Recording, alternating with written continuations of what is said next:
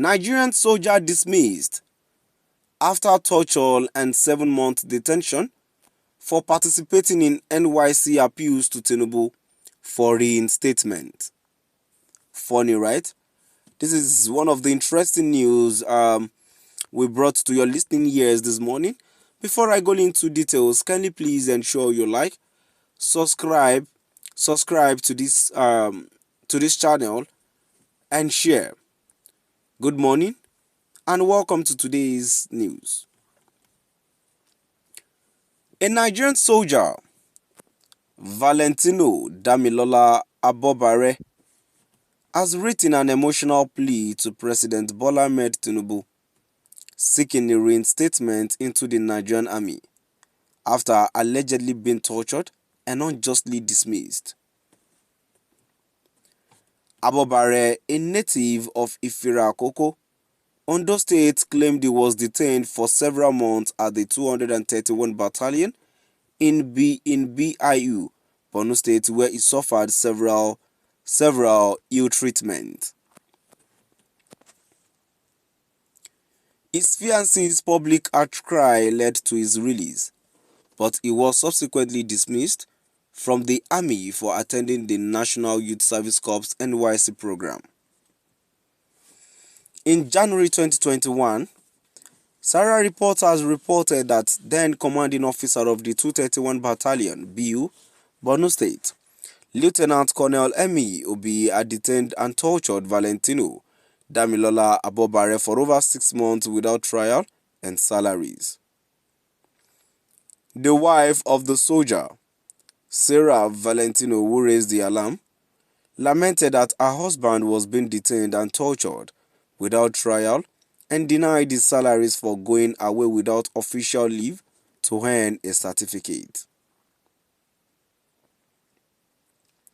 She said her husband needed urgent medical attention as he had been subjected to cruel treatment without salary, social welfare or access to his relatives. Mrs. Valentino told Sahara reporters that several pleas and efforts for her husband to regain his freedom had not yielded any success.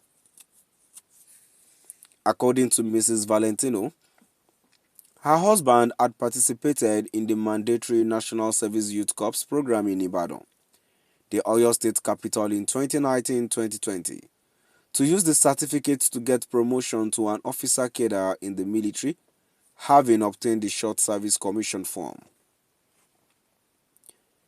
However, Abobare, in a copy of his letter made available to Sarah reporters, said despite his efforts to appeal the decision through various channels, including the Army's Legal Service Department and the Nigerian Army Headquarters, his pleas fell on deaf ears. He has since struggled to find employment to support himself and his parents. He wrote, "I spent 7 months in detention with severely ill treatment, which made my fiancée take the step of contacting help from the public to protest my release because she could not stand and watch me die while I was terribly sick and could not afford medications in army detention." The news went viral and the commanding officer, Lieutenant Colonel Emi Obi, placed me in an open arrest and got me dismissed from the army after 4 months. Prior to this moment, I had taken several steps to be restored in the army, but all steps proved abortive.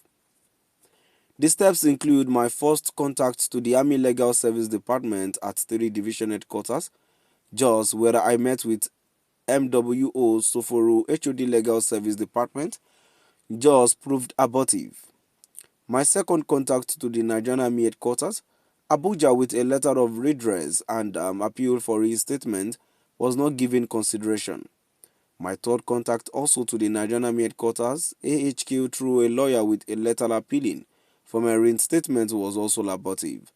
I loved the army because I had always wanted to protect my nation and restore back her dignity. I know I was born savior, but I don't know how that was to happen, and this is why I joined the army in 2016, but it feels so disheartening how my journey had ended in the Nigerian army, even after I had suffered double jeopardy, and since then I couldn't secure any job that could take care of my needs, and not to talk of taking care and not to talk of taking care of my parents. After my dismissal, I have worked in several establishments including John Event Industries Limited, Akure, as an operator and Ondo State Specialist Hospital, Ikare, as a public health inspector, and one of my roles included ensuring a proper and effective waste management by regular inspections of work and health education of staffs and enforcing public health standards, from a collection of waste to the final disposal site to improve the aesthetic condition of the hospital and maintain a safe environment within the hospital premises and the community. Now we've come to the end of our today's news. Please do drop by the comment section and let us know what your view is all about. Thank you for listening.